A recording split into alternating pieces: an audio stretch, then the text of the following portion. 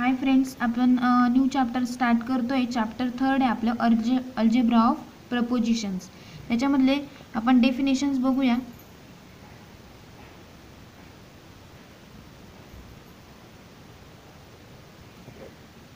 Definition आहे a declaration a declarative sentence which is either true or false. A declarative sentence which is either true or false but not both.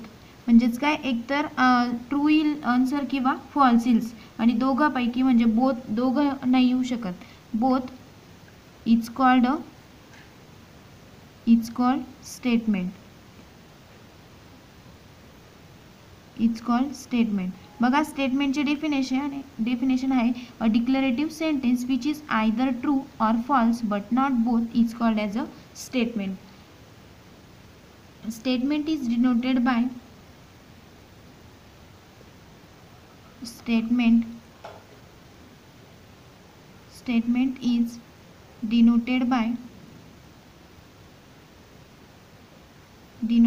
letters PQR dash with subscript of other subscript. म्हणजे बघा, truthfulness or falsity of a statement is called truth value. म्हणजेच आपण याच्यामध्ये काय बघू शकतो, statement कसं असू शकतं, फॉल्स किंवा ट्रू असू शकतं. आयदर म्हणजे दोघं असू शकत नाही. एक तर सेंटेन्स जर आपलं ट्रू असेल तर काय येईल, मग स्टेटमेंट ट्रू असेल, आणि फॉल्स झालं तर फॉल्स असेल. त्याचं आपण एक्झाम्पल बघूया. सम स्टेटमेंट आर कंपोजिट, किंवा कसे असतील ते कंपोजिट असते. आपण 12th मध्ये बघितलं आहे की लॉजिकल याच्यामध्ये की कसं निगेशन बघितलं आहे, ट्रू ऑर फॉल्स स्टेटमेंट बघितले आहेत. त्याचंच आपण बघूया आता. Some statements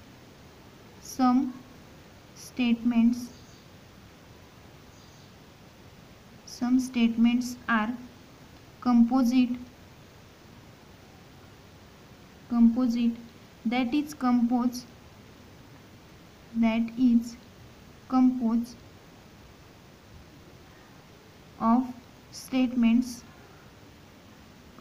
of statements and various logical connectives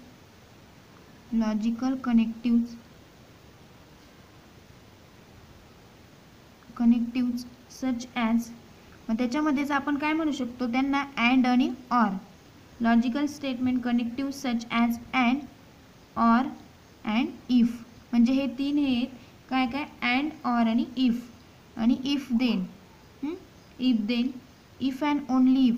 अजून कोणतं आहे, if and only if etcetera. बघा, मग आपण स्टेटमेंट्स आर कंपोजिट त्याराज compose of statements are various logical connective such as. त्याच्यामध्ये आपण एक्झाम्पल सोडवताना बघा आपल्याला and, or, if, then, if and only if एवढे सगळे लॉजिकल एक्सप्रेशन्स लागणार आहेत. त्याच्यातले आपण एक्झाम्पल बघूया. बघा, एक्झाम्पल आहे आपलं, roses are red and violets are blue. is a composite statement with substatements. मग सबस्टेटमेंट आपण कसं लिहू शकतो, रोजेस आर रेड अँड. आता बघा, आपण सेपरेट केलं स्टेटमेंट. रोजेस आर रेड हे एक वाक्य बनवलं आणि व्हायोलेट आर ब्ल्यू हे दुसरं वाक्य बनवलं. म्हणजेच आपण याला काय म्हणू शकतो, सब स्टेटमेंट. म्हणजे दोन पद्धतीने लिहू शकतो ते. And violets are blue. बघा, आता सेकंड आहे आपलं, it is raining or cold. It is raining or cold. It is raining or cold. बघा हे एक वाक्य आहे, आपण हे वाक्य बनवलं. नंतर इज अ कंपोजिट. आता याचं कंपोजिट सेंटेन्स कसं बनवू शकतो आपण. It is a composite statement. Composite statement with sub statements.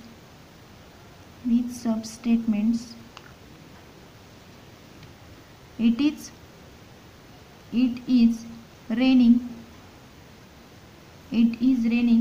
And it is raining and it is cold.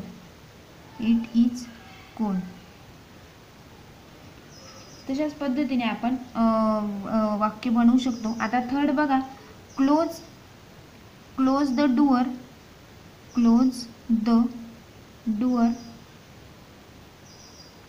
is not a statement.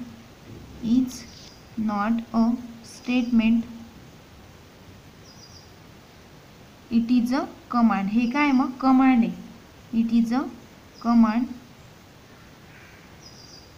म्हणजे वेगवेगळे आपण सेंटेन्सेसचं मीनिंग समजून घेतोय.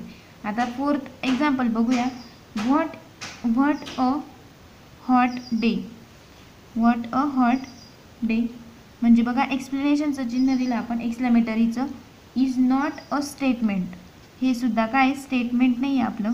It not a statement. का नाही येत हे दोघं स्टेटमेंट, कारण याच्यात काय आलेलं नाही आपलं अँड आणि ऑर आलेले नाही बघा दोघंच स्टेटमेंटमध्ये. म्हणून हे काय मग कमांड आहे. आणि आता बघा इथं एक्सक्लेमेटरीचं सुद्धा चिन्ह आलेलं आहे. It is a statement. Is not a statement. It is a exclamation.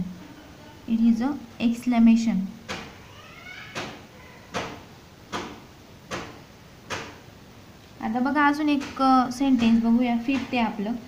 It is where. आता बघा where are you going question mark and double inverted comma complete. is not a statement. since मग काय आहे. since it is neither true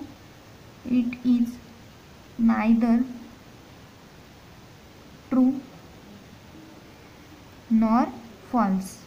म्हणजे आपण या स्टेटमेंटला काय म्हणू शकतो, नायदर ट्रू पण म्हणू शकत नाही आणि फॉल्स पण म्हणू शकत नाही. म्हणून काय हे स्टेटमेंट नाही. मग बघा आपण the truth value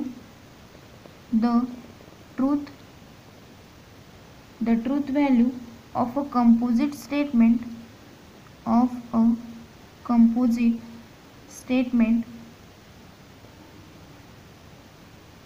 is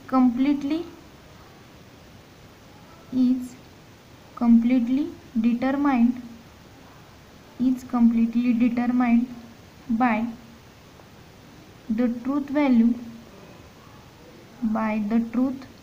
value of each of its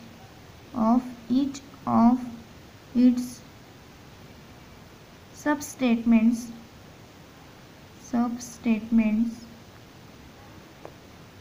and the way they are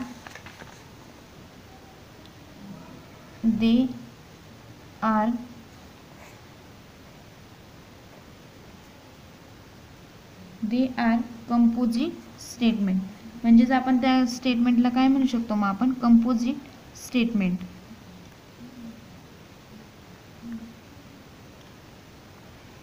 आता कंजक्शनची डेफिनेशन बघूया आपण. बघा एक्झाम्पल एकदम सोपे आहेत. फक्त आपल्याला काय म्हणू हे स्टेटमेंट वगैरे समजून घ्यायचं आहे आणि अँड आणि ऑर व्यवस्थित त्याच्यामध्ये कन्फ्युजन नाही करायचं आहे. मग आपल्याला एक्झाम्पल एकदम सोपे आहेत त्यांचे. कंजक्शन बघूया आपण.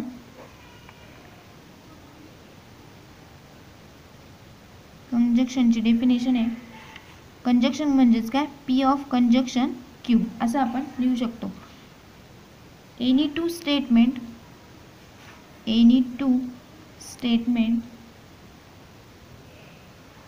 statements can be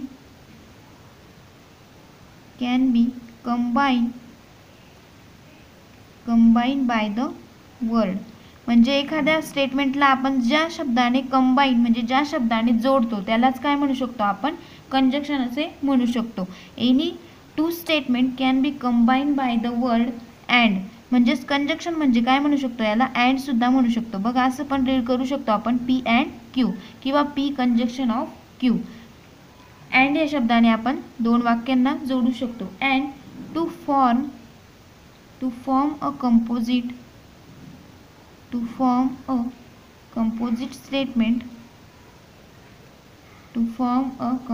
statement which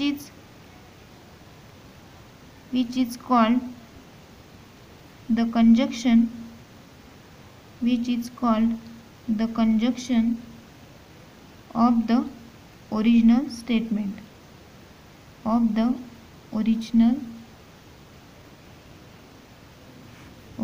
statement. बघा the conjunction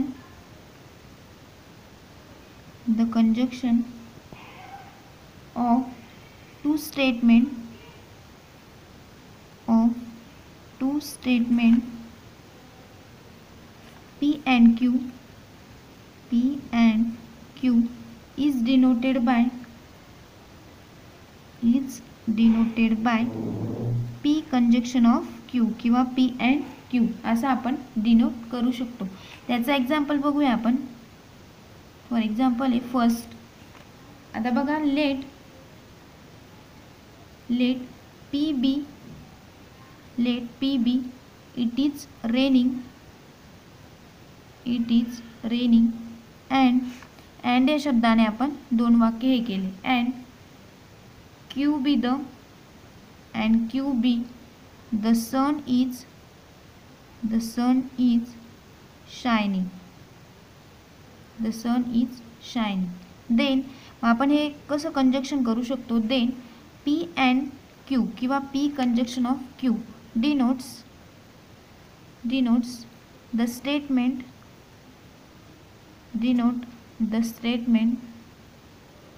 it is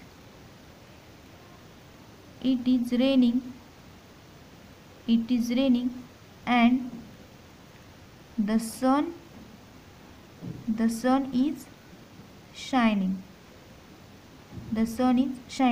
बघा मग आपण हे पी आणि क्यू वाक्य कसे होते, वेगवेगळे येते, सेपरेटली होते.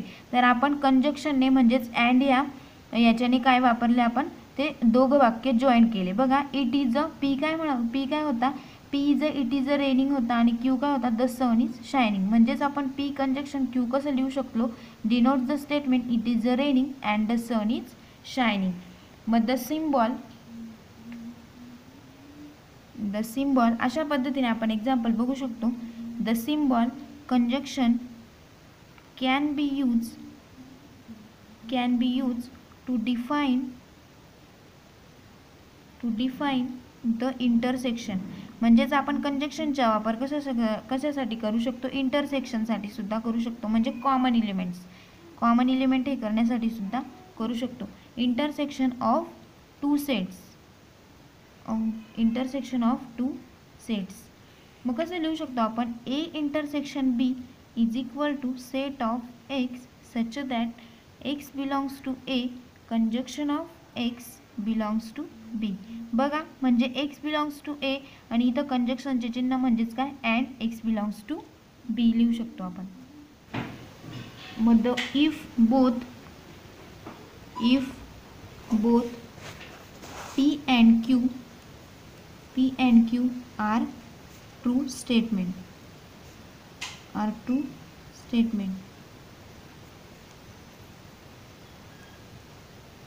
then P conjunction Q is a true statement, otherwise it is false. In other word आपण असं अजून कशा पद्धतीने लिहू शकतो, in other words the conjunction of two statements of two statements is true only if each of its component is true. बघा मग आत्ताच आपण बघितलं की ते हे कंजक्शन कशा पद्धतीने दाखवू शकतो आपण, इंटरसेक्शनमध्ये पण दाखवू शकतो, intersection of the two sets. आणि बघितलं आपण A intersection B is equal to set of X such that X belongs to A composite of X belongs to B. म्हणजेच बघा if both P and Q are true statement then P conjunction Q is a true. जर P आणि Q दोघं statement true असतील तर आपण P conjunction Q सुद्धा कसं असेल, ट्रू आहे असं आपण म्हणू शकतो. किंवा जर स्टेटमेंट अदरवाईज मग जर पी आणि क्यू जर फॉल्स असतील तर पी कंजक्शन क्यू सुद्धा कसं असेल, फॉल्स असेल. In other words the conjunction of two statement is true only if of its component is true. म्हणजे त्यांचं कंजक्शन जर ट्रू स्टेटमेंटमधलं जर स्टेटमेंट ट्रू असेल तर त्यांचं कंपोनंटसुद्धा कसे असतील, ट्रूच असतील. आता एक्झाम्पल बघूया आपण. त्याचं एक्झाम्पल आहे consider the following statement. Consider the following statement.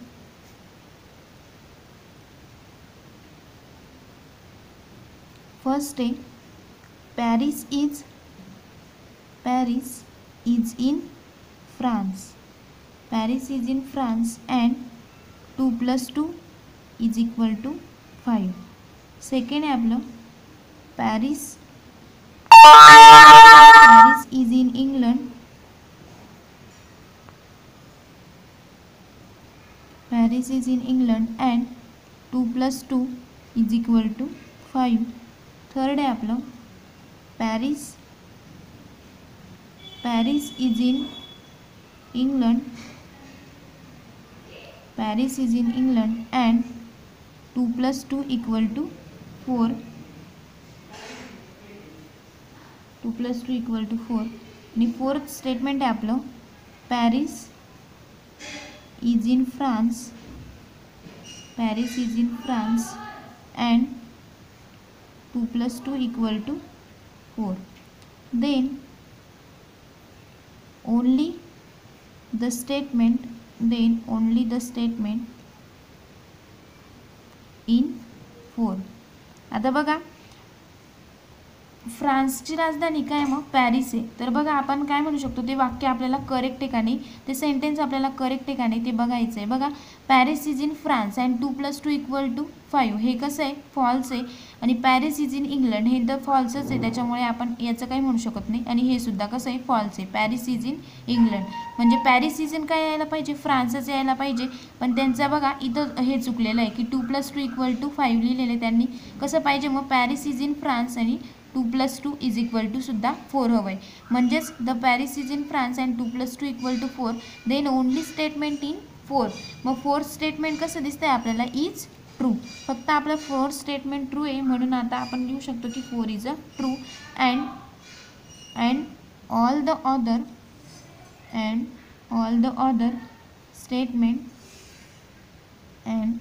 Other statements are false. बाकी सर्व स्टेटमेंट कसे आहेत मग आपल्याला फॉल्स आहेत. मग नोट बघूया आपण आता. नोट आहे if a statement P is true then its truth value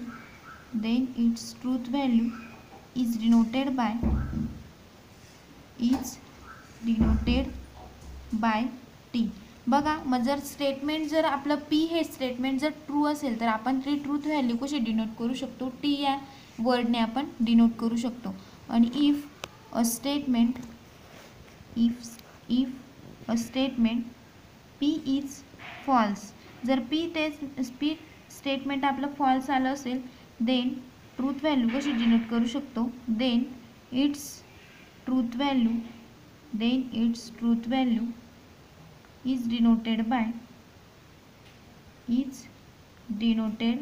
by false. म्हणजेच काय, एफने आपण डिनोट करू शकतो. बघा जर आपलं स्टेटमेंट आता हेच म्हणजे आपण टेबलने ट्रूथ टेबलने आपण ते फाईंड करू शकतो. बघा असं पण लिहू शकतो की आपलं स्टेटमेंट कसं आलं, फॉल्स आलं किंवा ट्रू आलं, आणि तेच आपल्याला टेबलने जर दाखवायचं असेल तर पी आणि क्यूच्या व्हॅल्यू घ्यायच्या, आणि पी कसं आहे बा, पी ट्रू असेल तर काय लिहायचं, ट्रू टी लिहायचं, आणि पी जर आपला पी स्टेटमेंट जर आपलं फॉल्स आलं तर आपण काय लिहू शकतो, एफ लिहू शकतो. बघा मग आपण ट्रूथ व्हॅल्यूने कसं लिहू शकतो, a कॉन्व्हिनियंट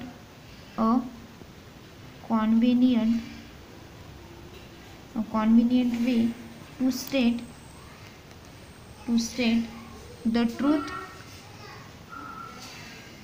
truth value of P conjunction Q किंवा P and Q is by means of a table given below. म्हणजे आपण टेबलने कसं व्हॅल्यू पुट करू शकतो. बघा आपण लिहून घेतलं कोणते कोणते आपल्याला पी ए क्यू ए आणि काय काढायचं आहे, पी कंजक्शन क्यू. तर पी कंजक्शन असं आहे, पी कंजक्शन क्यू. म्हणजेच आता बघा आपण जर टेबल काढून घेतला,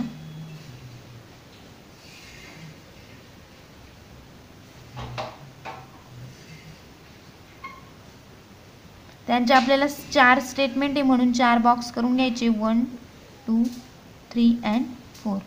आता बघा पी कसा होता आपल्याला, जर पी जर ट्रू असेल आणि क्यू सुद्धा ट्रू असेल, पी जर आपली ट्रू व्हॅल्यू आली आणि क्यूची सुद्धा ट्रू व्हॅल्यू आली तर पी कंजक्शन किंवा पी अँड क्यू सुद्धा कसं असेल, ट्रूच असेल. जर आपलं पी स्टेटमेंट ट्रू असेल आणि क्यू कसं असेल, फॉल्स असेल, तर पी कंजक्शन क्यू सुद्धा कसा असेल, फॉल्सच असेल. जसं आपण प्लस प्लसचं प्लसच करतो आणि प्लस मायनसचं काय करतो, मायनस करतो, तसंच आहे. बघा ट्रू फॉल्सचं काय येईल, मग आपल्याला फॉल्स येईल. आणि आपला पी जर फॉल्स असेल, पी स्टेटमेंट जर फॉल्स असेल आणि क्यू जर आपला ट्रू असेल तर काय येईल, ते सुद्धा कसं असेल, फॉल्सच असेल. आणि आपण बघा नेक्स्ट 4th आहे की आपलं पी स्टेटमेंट जर आपलं फॉल्स असेल आणि क्यू जर स्टेटमेंट आपलं फॉल्स असेल तर बघा पी कंजक्शन क्यू सुद्धा कसं असेल, फॉल्सच असेल.